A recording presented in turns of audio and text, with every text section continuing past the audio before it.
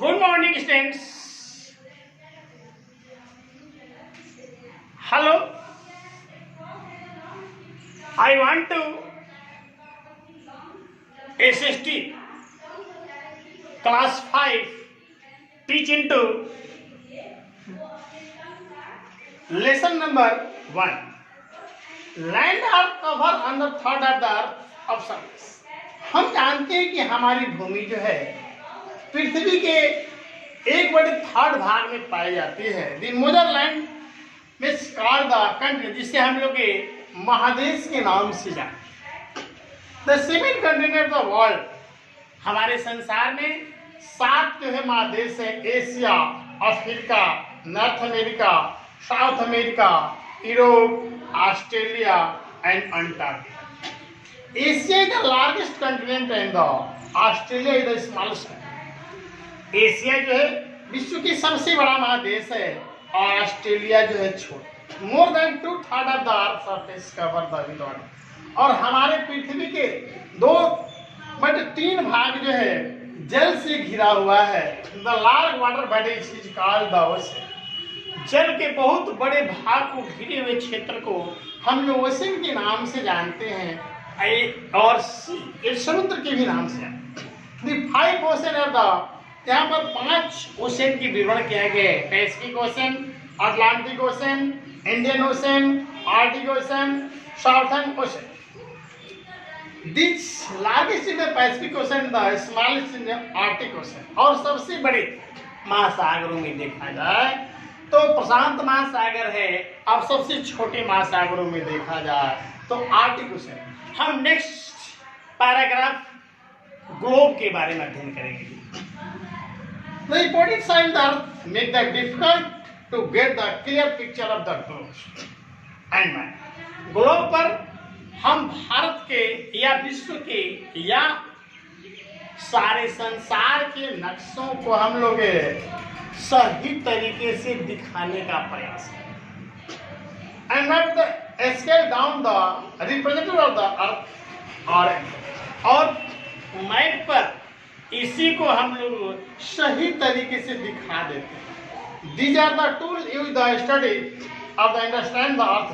और पृथ्वी के अध्ययन के लिए हम मुख्य रूप से इन्हीं 2 हथियारों का प्रयोग करते हैं। एक globe is the 3 decimal spread modern earth, और ये जो ग्लोब है एक पृथ्वी का एक छोटे नमूने के रूप में प्रयोग करते हैं। Show the shape and the location of various land mass and water bodies.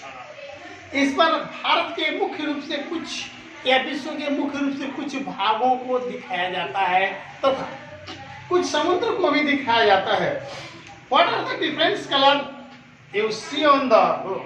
और इसी ग्लोब पर भिन्न भिन्न रंगों के माध्यम से समुद्र को, स्थल को, पहाड़ को, पठार को, मैदान को दिखाने का प्रयास किया जाता है। The colours are green, brown, yellow and the white represent and the land mass are different shape.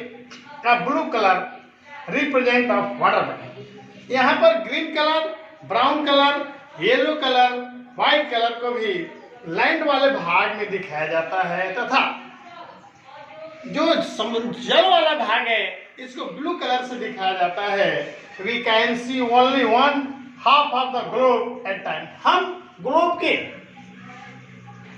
एक समय मात्र हम एक ही भाग को देख पाते हैं।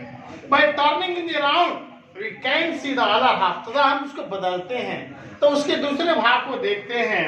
The top most of the globe is the north pole. अब हम ग्लोब पर ही north pole and the bottom most of the south pole और बीच से साउथ पोल को देखते हैं। Imagine the line the contain both the pole passing through the middle of the globe.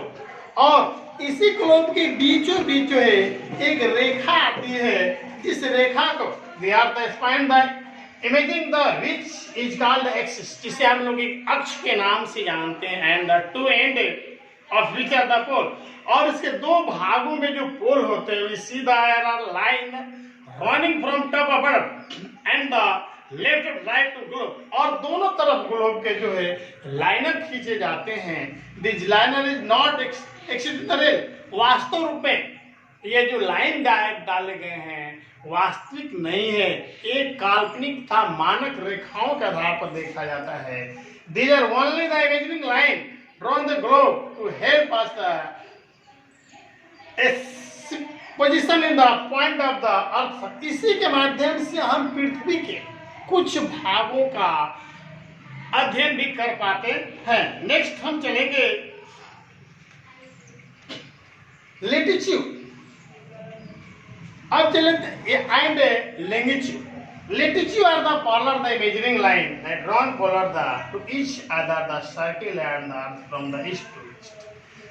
Latitude उस लाइन को हम कहते हैं जो हमारे पृथ्वी यानी ग्लोब को जो क्या करती है कि चारों तरफ से एक सर्किल बनाते हुए पूरब से पश्चिम की तरफ खींची जाती है।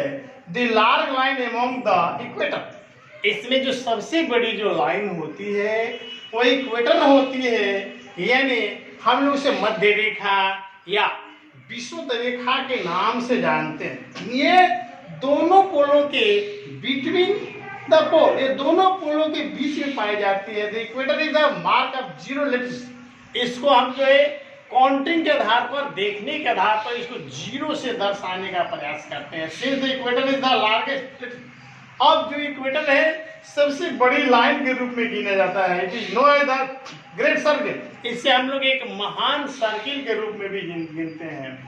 The equator divide the earth into two equal level. और ये इक्वेटर से ही हम पृथ्वी को दो भागों में बांटने का प्रयास करते हैं। देवल द कॉल द हेमिस्फीयर। इसी को हम लोग उत्तरी गोलार्ध और दक्षिणी गोलार्ध के रूप में भी हम लोग प्रयोग करते हैं। द नॉर्थर्न हेमिस्फीयर, उत्तरी गोलार्ध in the heart of the north polar equator, जो उत्तर वाले भाग में होता है वो विषुवत रेखा के ऊपर वाले भाग को हम लोग नॉर्थर्न हेमिस्फीयर कहते हैं। The southern hemisphere line the south is equator.